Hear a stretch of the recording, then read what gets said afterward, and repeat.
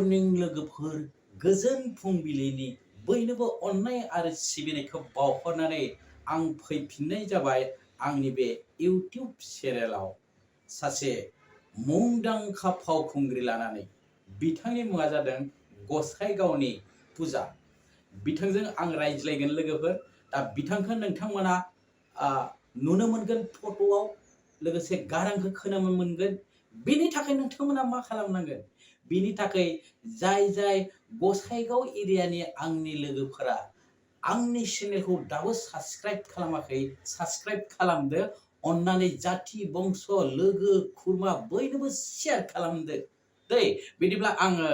फुजाखौ नागिरनि मबाइलजों बहा दं बिनि उनावहाय आं नोंथांमोनजों ज'हाय नायलायगोन इउटिउबाव दै अके एया पूजा रिं जाबाय हेलो आदा बे पूजानाव नांहैबाय ना औ आंनि इउटिउब चेनेलाव नोंखौ बरायग्रोनानै लानाय जाबाय औ दे खुलुमबाय सिगाङावनो आंबोथ' सिनायखाबाय औ आच्छा नोंजों आं सावरायनो नागिरनाया जाहैबाय नोंथ' गोबाव समनिफ्राय एक्टिं खालामबोबाय नङा होमबा मोसाबोबाय बिदिनो स्टेज प्रग्रामफोर खालामबोबाय दा बिनिनो जोङो हिसाब निकास खालामलायगोन आरोखि नों बेसेबां मा खालामबोखो दै दे आच्छा दा रायजोफोरनो नोङो नोंनि मुंखौ आरो जोनोम जायगाखौ खेबसे बुंना लाहरदो मोनथिनायनि औ सिगाङावनो बयखौबो खुलुमहरबाय आङो आंनि गोसो गोरबोनिफ्राय आंनि जोनोम गामियानो थिपकाय आरो ओमफ्राय दा आङो बिदिनो 15 इयार्ससो जाफैबाय आरो गसाइगावआवहाय थाफैनाया दा जोंहा फेमिलि गासिबोनो गसाइगाव थाफैजोब्बाय ओमफ्राय दा आङो कलेजखौहाय फार्स्टआव आं स्कुलखौहाय माबायाव फरायदों गसाइगाव गार्लस स्कुलाव आरो ओमफ्राय बिनि उनाव कलेजखौहाय क'क्राझाराव फरायदों गार्लसआवहाय फरायगासिनो दाथ' नोङो एम ए एम ए लागासिनो नोंनाथ' टाइटेला मुसाहारि मुसाहारि फुजा मुसाहारि फुजा मुसाहारि नोंखौथ' आं गोबाव जाबाय लोगो मोनैयाबो बिदिनो जों लास्ट टाइम बेसिबाङाव लोगो मोनामोनथाय बावलायलांबाय आं 6 बोसोरसो जाबायगोन 6-7 बोसोरसो जानांगौ दा खनसे मावबा लोगो मोनदों खोमा नों रागामाव फैदोंमोन ना रागामाव आं थांनाय जायासै ओंखायनो लोगो मोनासै बेहाय दे आच्छा जायखिजाया नोंथ' एक्टिं खालामबाय गिबियाव नोङो स्टेजाव मोसाग्रोखो ना एलबामाव मोसाग्रोखो ना डाइरेक्ट मुभियाव एक्टिं खालामनाय आङो सिगाङावनो जेनेबा आङो स्टेज प्रग्राम खालामोमोन आरो आं क्लासिकेल डान्सबो लायोमोन नालाय ओमफ्राय बिदिनो स्टेज प्रग्राम खालामै सासे मानसि आंखौहाय मोसानाय बिदिनो नुनानै आंखौ मिउजिक भिडिअ'आव सोदों आरो मोजां मोननानै बे मानसिया सोर बे खोरोमदाव होननाय मावरिया फिल्मनि एक्टर लादोंमोन खोमा बियो बियो आंखौ सोदों आरो रायज्लायगौ सानब्ला 2013 आवहाय जेब्ला आङो मेट्रिक एग्जाम होदोंमोन मेट्रिक एग्जाम होखांबायमोन नोङो होखांबायमोन 2013 आवहाय बे टाइमाव आंखौ मिउजिक भिडिअ'आव सोदों रायज्लायगौ सानब्लाबो मिउजिक भिडिअ'आव बे नाम मुं आरोखि नोंजों बे गिबि मोसाजेननाय एक्टरा सोरमोन एक्टरा सोरमोन नोंजों बे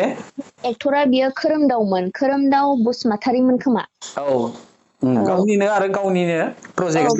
गावनिनोमोन प्रजेक्टआबो ओमफ्राय गावनो मोसाबाय फार्स्ट हिसाबै करिय'ग्राफखौ सोर खालामनाय बेहाय करिय'ग्राफखौहाय जुद्ध सिंमोन दंमोन ओमफ्राय बिदिनो टिउटांमोनबो दंमोन खोमा जाबायमोन बारा गोसोआवबो गैलायलाङा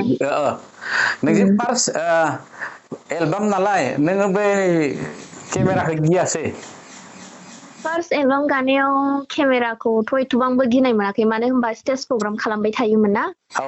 बेनिखायनो केमेरा बिदिनो खेबनाय मानाय बिदिखौ मोनबोदोंमोन आरो उन्दैनिफ्रायनो बेखायनो साहस मोनोमोन आरो एसे गियाखै आरो नोंहा गुबुनफोर बायदि ओहो खालि एक्टिं खालामनाय टाइमावल' जादोंना जायाखै बेखौ सानोमोन आरो औ औ बिसोरो गेजेर गेजेर फोरोङोमोन ओरै खालाम होननानै ओमफ्राय आंनि गोसो बायदि खालामलाङोमोन आरो ओमफ्राय गेजेर गेजेर बिदिनो बर' मुभि हिन्दी मुभिफोर नायोमोन ना बेफोरजोंनो एसे रोंलांबाय आरो एसे रोंखाना थाबाय औ नोङो गासै एलबाम बेसेबांसो एलबाम गाखो नोङो एलबाम आङो एलबामा एसे बुरजायानो जाबाय जानाया ओमफ्राय गासै फिल्मजों मुभि माबा मिउजिक भिडिअ'जों गासै दा 19थासो जाबायगोन खोमा 19 19 बिनि गेजेराव दं आरो बारदों खिजानि नों औ माखौबा बावनोबो हागौ औ बावबाय बे एलबामफोर जि मोसाबाय नोङो औ बिनि गेजेराव मा मेथाइआव साबसिन मोननाय नोङो मोसानानै सोरनि एलबामावथ' आङो गोथारथ' नङा बिलोगोआवहाय मोनदों 2020आवमोन बियो बिनि उनाव मोनसे दंबावोमोन मामोनथाय बे र' औ नोंनि मेगननि नोजोराव बियो माने आं गेजेरावहाय गेप थादोंमोन नालाय 2016-17सोआवहाय आं थादोंमोन खोमा गेप माने खालामालासे थादोंमोन आरो आङो बिनि उनाव डाइरेक्ट 2019आव ओंखारहैदों आङो नोंनि मेगननि नोजोराव होननाय आरो बियो आरबि फिल्म प्रडाक्सननिफ्राय आब'रियामोननिफ्राय ओंखारदोंमोन आरो आरबि औ बिनिफ्राय एसे माने गोबावनि उनाव नुनाय ना बेखायनो एसे मोजां जासिनदोंमोन आरो बेयावहाय बेखौ मोजांसिन मोनदोंमोन आरो नोङो औ बिनि उनाव बिलोगो दं बिलोगोआवबो मोजांमोन आरो बेयावबो बैसागुनिमोन बियो बेयावबो मोजां मोनदोंमोन आरो बैसागु मोसानो औ ओमफ्राय दानि 2021आवहाय हेलौ जारौ बियो एसे कमेडिबो दं बेयावहाय खोमादाबो बेयावहाय सोरनि प्रजेक्ट बियो सोरांनि SB मोनदां सोरां नार्जारि सोरां बसुमतारिनि औ बेयो बैसागुनिमोन आरो बेयाव एसे मोजां जादोंमोन बेखौ मोजां मोनदों आरो नोङो औ बिनि उनाव सोर रोजाबदोंमोन मेथाइखौ रोजाबदों बेयावहाय थाजिम ओमफ्राय निफु होननाय दंमोन निपु औ बिसोरो रोजाबदों औ बिसोरो रोजाबदोंमोन सानैजों लोगो नांनानै ओमफ्राय जों फाव खालामदोंमोन आं दंमोन थाजिम ओमफ्राय निफु सिंगारानो आरो बिसोर सानैबो ओमफ्राय सोरां दंमोन आरो साथाम एक्टरमोन औ माने जंखायनाय एसे कमेडिबो दंमोन नालाय ओंखायनो ओमफ्राय दा गोदान फैगासिनो निउ इयारनि निउ इयारनिया नों माब्ला ओंखारबाय नामा दा ओंखारथ'वाखै बियो रिलिज जागोन खोमा बे डिसेम्बर लास्टफोराव जागोन सोरनि बियो माबानि रेगे रेगां फिल्म प्रडाक्सन रेगे रेगांआ बहानिले रेगे रेगांआ ओरै सिजायनिनो हा चिरांथिंजायनिनो चिरांनि सोर दं बेहायलाय बेयावहाय सिमां दङ बेनि उनावहाय माबा अलंबार गयारि औ अलंबार गयारि ओमफ्राय सिमां सैनारि औ बिसोर दङ बे बिसोर दं आरो मडार्न औ बेयो मदार्नानो निउ इयारनि औ नों हारसिं ना लोगोफोर दं ग्रुपबो दंफायो ओमफ्राय फाव खालामनो आङो दङ मेनावहाय ओमफ्राय बेनि उनाव सानै एक्टरफोर आरो सिमांजों अलंबारजों बिसोर सानै एक्टर करिय'ग्राफा सोरनि करिय'ग्राफा माबा मा होनो सोमजोर होननाय सोमजोर बसुमतारि मोनदां ओमफ्राय डाइरेक्सन बिदिनो खालामनायाव दं पन कुमार ब्रह्म आरो दा क'क्राझारावथ' मेरला एलबाम शुटिं जायो आगोल बारा जायामोन नै दाथ' सानफ्रोमबो जायो होनजायो खना खनला ना मिउजिक एलबामाथ' दा जागासिनो फुरा माने मा होनो फोरखौहाय माने बारा खालामनाय जायाखै आरो बे लकडाउननि थाखाय एसे मानसिफ्रा पारमिसनबो मोना जादोंमोन नालाय गेजेरफ्राव खालामगासिनो खोमा गेजेर नै दा जागासिनो आं खोनानायावथ' दा जायजों आं सावरायो नोंजों सावरायनाय बायदि शुटिंआव थानायल' खोन्थायो आरोखि हिसाबै माने शुटिं जागासिनो एलबामनि बांसिन जादों आरोखि आंनाबो मैया जोबदों नैबे जानजिया सोमावदेया बे मामोन बेनो दहाय आं खोन्थानाया 2021 नि निउ इयारनिया निउ इयारनिया औ दे जोंना एलबामा जोब्बाय दा जों दा दा मुभियाव फैलायनोसै हा अ दे दा मुभिया नोङो औ खैथासो जाखो नै दासिम खैथासो जाखो मुभियाथ' एथ'बांबो गैया आंना औ 2014 आव आङो फार्स्ट खालामदों जोहोलाव जोहोलावा सोरनि प्रजेक्टआ वा थाख्लायनि थाख्लाय डाइरेक्टरा सोरमोन डाइरेक्टरा गावनो खालामदों उम ओमफ्राय बै केमेरामेनावहाय दङ सिराज बाग्लारि सिराज बाग्लारियाथ' डाइरेक्टरबो हा डाइरेक्सनबो खालामो बेयो सिराज बाग्लारिया केमेराबो औ माने सानैजों खालामदों आरो बिसोर थाख्लायबो औ औ सानैजों खालामदों बे आंनि आरो जोहोलावा नोंनि फिल्म बेयो फार्स्ट औ आंनि जोहोलाव औ बेयाव एक्टरा सोर दंमोन एक्टरा बेयाव लिंसार दंमोन लिंसार बसुमतारी लिंसार औ बसुमतारी बेथ' क'क्राझारनि नङा होमबा औ क'क्राझारनिनो बियो ओमफ्राय मा होनो बिनि उनाव मा खालामखो नोङो बिनि उनावबो माबायाव खालामदों आङो 2014 आवहाय गोजा सिन्दुरनि आलिखौ खालामदों गोजा सिन्दुरनि आलि औ बेखौ खालामदों बे सोरनिमोन बेबो सिराज बाग्लारिनिमोन ओमफ्राय प्रडिउसारखौहाय नामखौहाय एसे गोसोआव गैलाय लांला आरो जायखिजाया डाइरेक्टर एन्ड केमेराया सिराज बाग्लारि औ बिसिनिमोन ओमफ्राय एगेन्स्टआव सोर दंमोन एक्टरफ्रा एक्टरा माबा दंमोन मा होनो गेवलां होननाय गेवलां औ गेवलां गेवलां दं बेनि आरो उनाव 2015 आवहाय आं फिरायनाय खालाम फिरायनाय औ बे फिरायनाया सोरनिमोन फिरायनायाथ' हरै नोंसिनि माने बाक्साथिंजायनिमोन खोमा बाक्सा मुसुलपुर हरैथिंजायनि औ ओमफ्राय बेयावबो सिराज बाग्लारिया खेबदोंमोन ओमफ्राय केमेराखौ बेयाव दंमोन गेवलां दंमोन औ ओमफ्राय जिखुनु साब्रैमोन आरो नामखौ बारा गोसोआव गैजोबला लांलामोन औ ओमफ्राय आब' मासुमबो दंमोन बेयाव रैसुमै दं रैसुमै औ ओमफ्राय लिना होननाय दंमोन आरो ओमफ्राय आं साब्रैमोन आरो जोंसै लिना औ बेयाव नोंसोर साब्रैमोन औ नोंना मेइन केरेक्टारमोन औ मेन माने आब' मासुमबो दंमोन ओमफ्राय आंबो दंमोन माने जिखुनु गासै माने रलखौ एसे एसे होजोबबाबो जोङो अमा सुमजों आजोनिखौ एसे गोजौसिनाव दोनसिनदों आरो आदसा बे सर्टखौ मेइन रल होनजाबाय आरो औ थार्दआव बहा खालामा थार्द सोरनि थार्दआवहाय 2016 आवहाय माबायाव खालामदों कार्बि आलंआवहाय औ बियो निमोन प्रदिप होननाय आरो प्रदिप बसुमतारीनि औ जोनोम नोंखौल' हास्थायदोंमोन होननाय जोनोमाव नोंखौल' हास्थायदोंमोन औ बेहाय बेनि डाइरेक्टरा उनाव सोरमोन बेयाव डाइरेक्टरा सपन कुमार ब्रह्ममोन बै माबानि क'क्राझारनि औ क'क्राझारनिया क'क्राझारनि सपना डाइरेक्सन खालामहैदो स्क्रिप्टआ सोरनिमोन स्क्रिप्टआ बे प्रदिपनिनोमोन प्रदिपनि माने सानैजों लोगो नांनानै खालामनायमोन आरो बिसोरो औ ओंखायनो नेक्स्ट नेक्स्ट बेबो 2016 आवनोमोन औ न'खर दावहा आरो बे नखर न'खर दावहा दावहाया प्रबिन बसुमतारीनिमोन बेयो ओइ गफुरनिमोन जा गफुरनि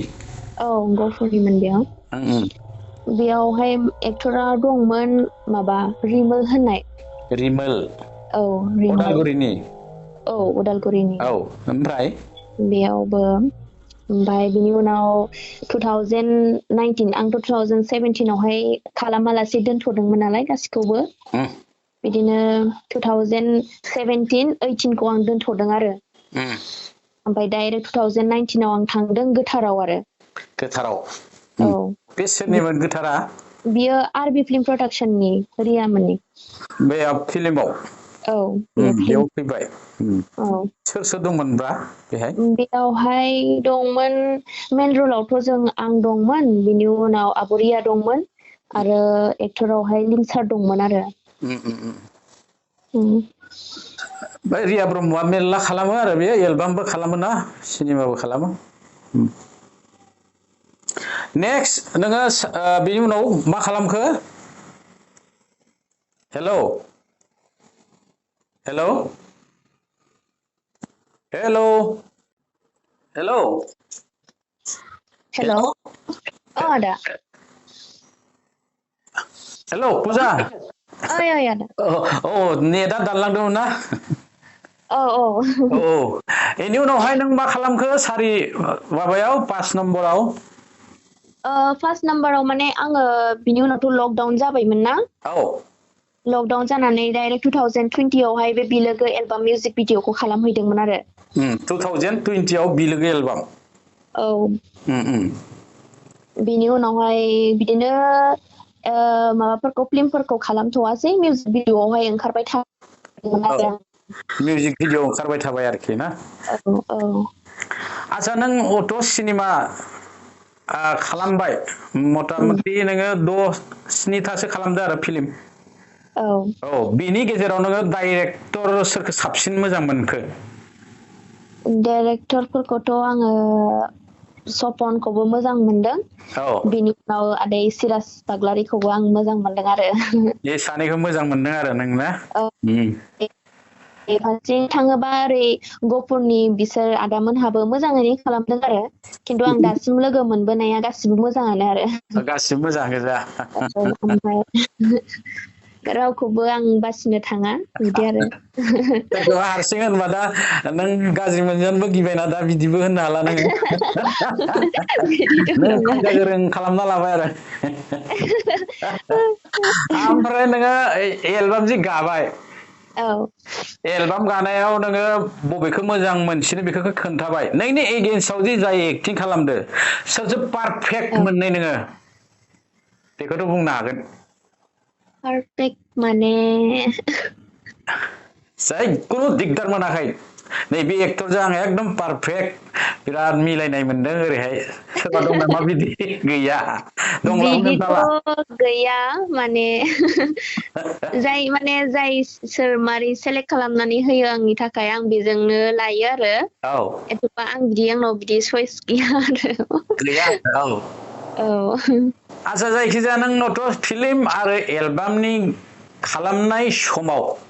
औ बे समाव नोंहा माबायसा मोनसे जाथाय जादों जाय जाथायखौ नों थैजासिम गोसोआव थागोन माबाफोर जाथाय जादों नामा नोंहा शुटिंआव थांनाय समाव औ बेबायदि बिदिथ' एथ'बां गिदिर जाथाय जायाखै औ खस्थ' मोननायाथ' थाखायो नालाय औ बिदि खालामबाथ' खस्थ'नि गेजेरजोंसो मोजां फिथाइखौ मोनखायोना बयहाबो औ खस्थ'खौथ' खालामखानांगोन नोङो बिदि एथ'बां गिदिर बिदि प्रब्लेम जानायफोर बिदि फैफेराखै आरो आं खालामनायावहाय फैयाखै ओहो बिदि खस्थ'फ्राथ' थाखायो खिन्थु आं बेफोरखौ लिस्टावहाय लानो साना आरो दे बे गैया बेबो थांबाय नों जि एक्टिं खालामबाय बिनि थाखाय नोंखौ फार्स्ट इनकारेजमेन्ट नोंनि न'खरनि आइया बांसिन हेफाजाब होयो ना आफाया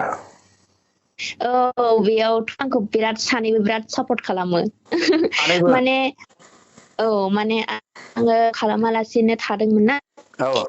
बे थावबो मानो खालामदिया माया बेफोरखौ होनोमोन आरो बिमा बिफाया ओमफ्राय फारसेथिं आं माखासे फरायनायावबो आं हाया जादोंमोन ना बेखायनो गेजेरावहाय आं दोनथ'नांगौ जानानै फैदोंमोन आरो ओमफ्राय बिसोरबो उनावहाय लाफिननांगौ मानांगौ बेफोरखौ होनदोंमोन आरो ओमफ्राय दा बेनोसै लाफिनबाय थागासिनो आरो लाफिनबाय थागासिनो बिसोरो बिमा बिफाया सानैबो आंखौ बिराद सापर्ट खालामो न'निफ्राय समान गासिबो सापर्ट खालामजोबो आरो समान औ समान हाया बांसिन थांफायो थ' हिसाबै बियो नामा बियो बांसिन थानांगौमोन सापर्ट खालामो सानैबो सानैबो समान दे आदसा जायखिजाया नोङो हारिमुजोंनो माने देरबोदों मानसिया नङा होमबा औ बे उन्दैनिफ्रायनो ओंखायनो नोंनि आथिंनि जिनिर आखाइनि जिनिर जोंनि बर' हारिमुनि थफ्लायाव नांदेरना दङ ओंखायनो नों सासे दावहारु आरो जोंनि बर' हारिमुनि नोंबो सासे दावहारु दा ओंखायनो बेखौ गारनाङा दा नों गोसो मोदोम थाजासिम आं बे हारिमुखौ बेखौ गारनो मालाबा नाङा आंनि आर'ज आरो बे एक्सट्रा औ बेखौ लाखिबाय था फरायनायाथ' एक नम्बराव थानांगोन नङा होमबा औ मानो होनबा आङो कालसारखौ आं मा होनो हाया बेखौ आं बुरैजासिमबाबो आं लागोन बुरैबाबो बिबायबाबो आं लागोन औ बुरैजासिम आं लांबाय थागोन आरो साबायखर बे खोथाखौ खोनानानै निस्सय रायजोफोरा मोजां मोनगोन आंथ' मोजां मोनखाबायनो नै दा रायजोनि थाखाय आं जेब्लाबो मावलांबाय थागोन खालामलांबाय थागोन नांगौबा उसुबिदा जायोबा गेजेराव दोनगोन बिनि उनाव थेवबो आं गारा आरो आं खालामलांबाय थागोन बेनो आरो नों दा एम ए लास्ट मा सेमिस्टार ना मा होनो औ एम ए माने आङो दा थार्ड सेमिस्टाराव दङ जुनाव जोबहैसिगोन आरो फर्थ सेमिस्टारा सेस फरायनाया माने एम ए आ जोबथ'बाय आरो औ एम ए आ जोबसिगोन बिनि उनाव मा सिमां दंबावो नोंहा बिनि उनावथ' दङ सिमाङाथ' बिएड दङ डिलेड दङ बुहुद फरायनायाथ' जोबनो थांखाया नालाय जोबा बियो बबेसिम थाङो फरायलांसै खिन्थु गावनि गाव माबा मोनसे जबफोरखौथ' लाखानांखागोन नालाय लानांगोन बेफोरखौ आं लालांगोन खिन्थु आङो जे कालसाराव आं ओंखारदों बेखौ आं जेब्लायबो आंनि खाथियावनो आखाइ लेफ्ट साइडजों दोनलांगोन राइट साइडजों आंनि फरायनाय थालांबाय थागोन आरो बिदिनो साबायखर ओमफ्राय मा होनबावनो फरायनायखौथ' नोङो लाफिनगोन फरायफिनगोन ओरै बुंबाय नोंहाथ' दा बैसोआ बेसेसो जाखोबा अनुमान आङो दा 1998नि नालाय आङो दा 23आव दङ आङो जानुवारि 25आव आं 24 हाबगोन 24 जासिगोन आरो नोङो बेसे बोसोर जाखो होनदो स्टेजाव प्रग्राम खालामहैनाया स्टेजाव प्रग्राम खालामनाया आङो क्लास 5निफ्राय आङो क्लासिकेल डान्स लादों दासिमाव जेनेबा क्लास 7निफ्राय लादोंमोन नालाय आङो स्टेज प्रग्रामखौहाय क्लास 6 बिदिनो जाबाय खोमा जाबाय 18 19 ओरैहाय 17 बोसोरसो जाबाय आरो स्टेजाव गानाया नों स्टेजखौथ' उन्दै टाइमाव खालामोमोन ओमफ्राय दा ओरै फिल्म लाइनाव ओंखारनानै ओरैथिं खारबाय थाबाय आरो दे आं दा गुबुन जेबो सोंथ'ला नोंनाव बारा थामसाबो खालामथ'ला जायखिजाया नोङो बेखौ दागारसै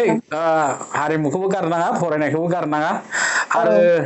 नोंनि जिउआ गोलाव सम थांना थाथों बिनि थाखाय आङो अबंगसायनाव बोर बिना नोंनो हरदेरबाय जोबोद गोजोनबाय बे खौरांखौ खोनानानै आरो नोंनि आशीर्बादा जेब्लायबो आंजों थाफाबाय थाथों थागोन नोंनि गोसो बायदियै नोङो दावहा नांलांदो नों निस्सय दावहायाव देरहागोन नोङो थ' बिदिब्ला दिनैनि जों सानैनि सावरायनायखौ एसेयावनो दोनथ'नोसै जारौ दे आदा जोबोद गोजोननाय थाबाय एसेनोसै खुलुमबाय दे बाय पुजा मुसाहारि गसाइगाव होननानै मिथियो बयबो नाथाय जोनोमा जादों टिपकायाव बिथाङा दा एडुकेसन लाबाय दङ क'क्राझाराव बिथांनि साननायफ्रा जाफुंथों आं बिथांनि थाखाय अबंगसायनाव बोर बिनानै हरदेरनाय जाबाय लोगोसे जोंनि दिनैनि हाबाफारिखौ एसेयावनो दोनथ'नाय जाबाय रायजोफोर गाज्रि दामोनसै जै बर' हारिनि जै बर' हारिमुनि बाय